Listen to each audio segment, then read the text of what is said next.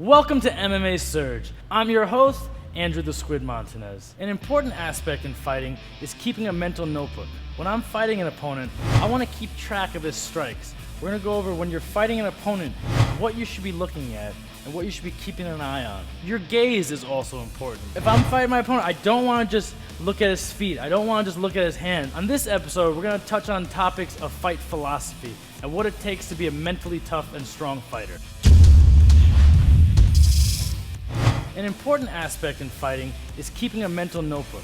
When I'm fighting an opponent, I want to keep track of his strikes. So if I notice that he throws a certain strike at me, I need to write down in my head what he threw, where he threw it, and how he threw it, so I could possibly use a counter later in the fight. So let me bring Simon out. I'm going to show you exactly how this works. So let's say I'm starting a fight. I want to see some reactions from my opponent. I'll maybe throw a jab. So when I throw my jab, I want to keep track of how he reacts. He's reacting with a right-handed parry, so he's leaving his face open. When I throw this jab out there, he drops his hand to block. Nothing really wrong with that at all. I just remembered that I could use that to benefit myself later in the fight. So you don't want to give away that you're going to do a counter right off the bat. I'll maybe throw one jab, he blocks it. Another jab, he blocks it. He gets some confidence in that this block works and then there's no counters after it. So once I get him playing that game, I'm going to throw a jab.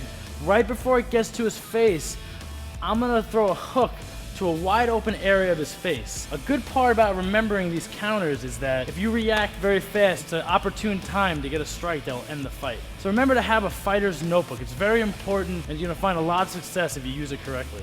Now that we covered fighter's notebook, we're going to go over when you're fighting an opponent, what you should be looking at and what you should be keeping an eye on.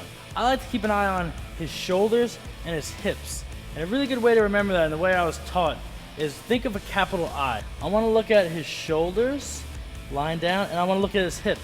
The reason why I like to only look at his shoulder and his hips and not focus too much on his hands and his feet is that in fighting, a lot of power is generated from the shoulders and the hips. If I keep an eye on his shoulders and his hips, I know that when he turns those hips, half, if not more, of the moves that I was thinking about are completely gone, and I can only have to think about certain ones. I know that when he turns his right hip, he's either going to throw a right hand, a right elbow, or a right kick, or a right knee. Pretty much. And same thing with the left. If I see his left hip turns, I know that something's coming from that angle. So just knowing those couple things by watching here and here, I could formulate myself a game plan. I can also formulate some sort of defense when I see those things happen. Your gaze is also important. When you're fighting your opponent, you kind of want to look at everything, but also be looking at nothing. If I'm fighting my opponent, I don't want to just look at his feet. I don't want to just look at his hands. So if Simon throws a few strikes at me, I know, keep throwing a few strikes. I'm not really looking at much here, but I'm pretty much blocking everything. When you start to focus on one thing too much, you tend to forget about other things. You don't want to get caught up in looking into the guy's eyes. The only time I ever look into a guy's eyes is when I want to look into his eyes. If I'm fighting an opponent and I lock eyes with him, he doesn't really focus on too much below him. So if Simon's over here, if I look at his eyes, I can throw a strike to his legs, and I'm not showing him that I'm throwing a low strike. I can do vice versa. So I could stare at his lower half and throw something up to the top. And once you start getting in that type of game, you can find a ton of success. You know, remember, fighting is more mental than it is physical.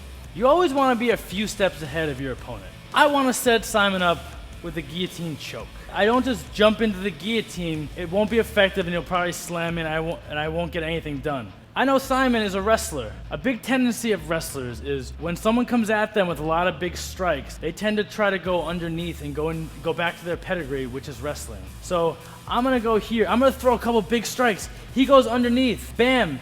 He's right in the position where I need him to be. In on me, head on the outside, right where I wanted him. He's probably going to drive through me and finish me. Takes me down, I lift my hips, and I get my tap, and I get myself a victory. So remember, your mental training is just as important, if not more important, than your physical training. Keep a fighter's notebook. When you're fighting an opponent, remember what he does, remember the tendencies. Also, keep an eye on his hips, keep an eye on his shoulders. Know when power is coming at you. And if you're going to look at his opponent, try not to look at one thing specifically. Try to look at everything.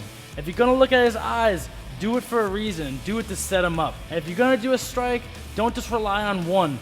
Think 2, 3, 4, possibly 5 steps ahead, and you'll find a ton of success. Alright, so make sure you subscribe to our channel and leave me a message letting me know what move you want to see next time. I'm the Squid, this is MMA Surge, and I'll see you next time. This is gonna ruin my career or help it, I don't know.